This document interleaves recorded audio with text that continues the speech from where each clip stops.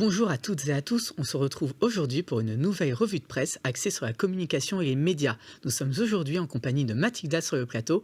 Bonjour Mathilda, merci d'être présente avec nous. Bonjour Hugo, merci beaucoup. Alors à la une de la presse, depuis une semaine, on vous transporte vers le futur en parlant innovation, n'est-ce pas Hugo?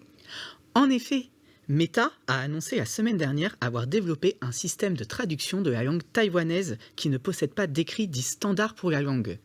Il s'agit du premier pas du géant des réseaux sociaux vers le projet de réalisation d'une IA capable de traduire en temps réel n'importe quelle langue.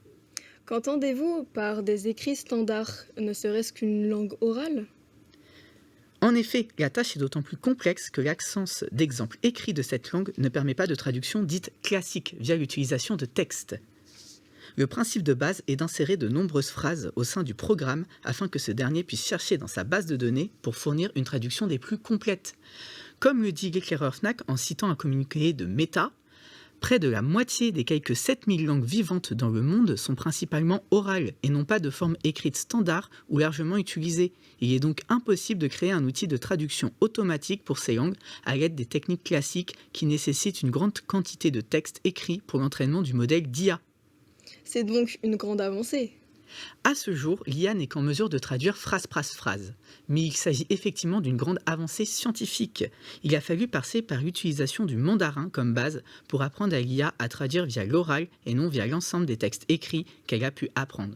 Comme le relate CB News, Mark Zuckerberg, fondateur de Facebook, souhaite diriger cette société vers le métaverse qu'il considère comme un des piliers centraux de l'avenir d'Internet. Cette IA serait donc une des fondations de cet univers où tout le monde se comprend avec la simplicité. C'est super ça. Et en parlant d'avenir, c'est celui de Twitter qui va être bousculé, et notamment le quotidien de nombreuses personnes. Puisqu'en effet, il y a presque une semaine maintenant, le 21 octobre, certains médias ont annoncé que le patron de Tesla et SpaceX, Elon Musk, est prêt à licencier les 3/4 des salariés de Twitter s'il réussit à racheter ce réseau social. En effet, CB News relate, grâce à l'AFP, que ce candidat au rachat de Twitter, je cite, pour 44 milliards de dollars, après des mois de rebondissements économiques et judiciaires, compte réduire à 2000 le nombre de salariés de Twitter, contre 7500 à ce jour.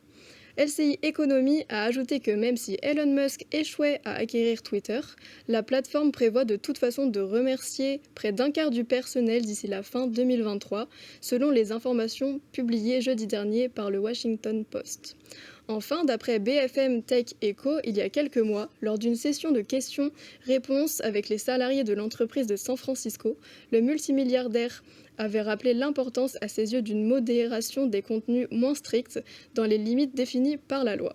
Cependant, sa conception se heurte à celle de nombreux employés de Twitter, d'associations et d'élus démocrates qui demandent au contraire aux réseaux sociaux de mieux lutter contre les discours haineux, le harcèlement et la désinformation. Son intervention avait révélé l'étendue du fossé qui sépare sa vision d'une entreprise de celle de nombreux employés de la Silicon Valley. Mais dites-moi Mathilda, une mauvaise nouvelle n'arrive-t-elle pas jamais seule ? Et oui, malheureusement, et cette nouvelle concerne les fameux granolas de la marque Lu qui font l'objet d'un rappel produit. En effet, vendredi 21 octobre dernier, le site gouvernemental Rappel Consommateur a publié cette alerte sur son site. Le Figaro souligne ainsi le lendemain que 2 références sont visées, la granola chocolat noir et les granolas au chocolat au lait par lot de 2. Et toute la France est concernée, ainsi que la plupart des chaînes de la grande distribution. Le fabricant Mondelez demande alors, je cite, de ne pas consommer ces produits et de les ramener en point de vente ou de contacter notre service consommateur. C'est en raison d'un risque de blessure ou d'effets indésirables suite à l'ingestion de l'un de ces produits. Les consommateurs seront alors remboursés. Selon BFM, ce sont pas moins de 11 lots qui seront concernés par ce rappel. Les consommateurs peuvent voir les détails des lots sur le site référent Rappel Consommateur. Mais qu'est-ce qui fait que ces produits sont dangereux ?